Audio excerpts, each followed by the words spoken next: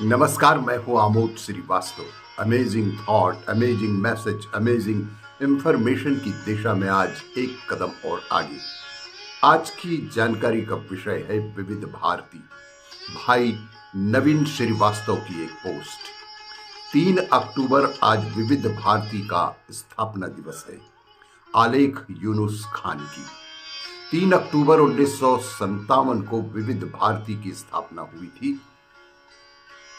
विविध भारती क्यों शुरू हुआ, इसके पीछे एक बड़ी लंबी कहानी है मेरे दोस्त। दरअसल रेडियो सिलोन की बढ़ती लोकप्रियता और आकाशवाणी पर फिल्मी गानों पर लगाए गए प्रतिबंध की वजह से एक नए मनोरंजन चैनल की अवधारणा सोची गई। जब विविध भारती के स्वरूप के बारे में सोचा जा रहा था तो इसे ऑल इंडिया वैरायटी प्रोग्राम कहा गया था। तब तक विविध भारती नाम नहीं आया था, क्योंकि इसे एक विविध रंगी चैनल की तरह गढ़ा जा रहा था। इसीलिए पंडित नरेंद्र शर्मा ने इसे विविध भारती नाम दिया था। बहुत जल्द विविध भारती पूरे देश की आंखों का तारा ही जैसे बन गया था। बंधनवार, हवा महल, जयमाला, चित्रशाला जैसे कार्यक्रम उसी दौर में सोचे गए थे। जयमाला की शुरुआत तो अभिनेत्री नरगिस से हुई थी। फिल्म उद्योग की तमाम मशहूर हस्तियों ने यह कार्यक्रम कभी न कभी प्रस्तुत अवश्य ही किया। विविध भारती ने पूरे देश को जोड़ा। इसके जरिए लोगों ने हिंदी तक सीखी। अभी इसी हफ्ते जब मैं फोन इस कार्यक्रम कर रहा था तो कोई कॉल त्रिपुरा से आया तो कोई कश्मीर से, जो साबित करता है कि विविध भारती की ध्वनि तरंगे देश के कोने कोने तक पहुंचती हैं और लोगों को जोड़ती भी हैं। मैंने त्रिपुरा के श्रोता से कहा कि आपकी हिंदी कितनी अच्छी है। उनकी छलक, उनकी खुशी से आंखें छलक पड़ी। मुझे भोपाल वाले बचपन के अपने दिन याद आते हैं, जब पैदल स्कूल जाते हुए हमें हर घर से आती विविध भारती की आवाज सुनाई पड़ती थी और हम अंदाजा लगा लेते थे कि कहीं स्कूल पहुंचने में देर तो नहीं हो गई है। हवा महल की झलकियों में कलाकारों की एक्टिंग की नकल करते कौतूहल रहता कि इस शनिवार विशेष जयमाला कौन करने वाला है। मुझे याद आता है कि हम पिकनिक मनाने पातालकोट गए थे तो ट्रांजिस्टर लेते गए थे और वहां पंचम की जयमाला सुनकर कितना रोमांच हुआ करता था। ये विविध भारती है, आकाशवाणी का पंचरंगी कार्यक्रम।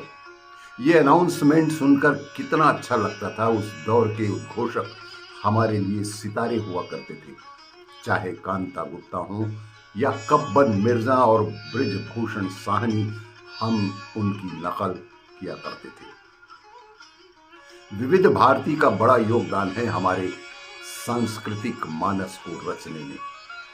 फिल्मी गानों को हमारी नस नस में घोलने में, फिल्मों से दीवानगी की हद तक जोड़ने में यही एक जरिया होता था फिल्मी हस्तियों की आवाजें सुनने का, उनके बारे में उन्हीं से जानने का।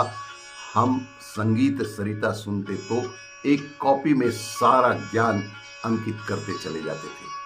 कई रजिस्टर बनाए थे जिनमें गानों की लंबी लंबी फहरिस्त तैयार की जाती थी। आज भी वो रजिस्टर सुरक्षित रखे गए हैं। विविध भारती ने बहुत बड़ा डॉक्यूमेंटेशन किया है हमारे देश में। विविध भारती जैसे जीवन का ऑक्सीजन ही बन गई थी।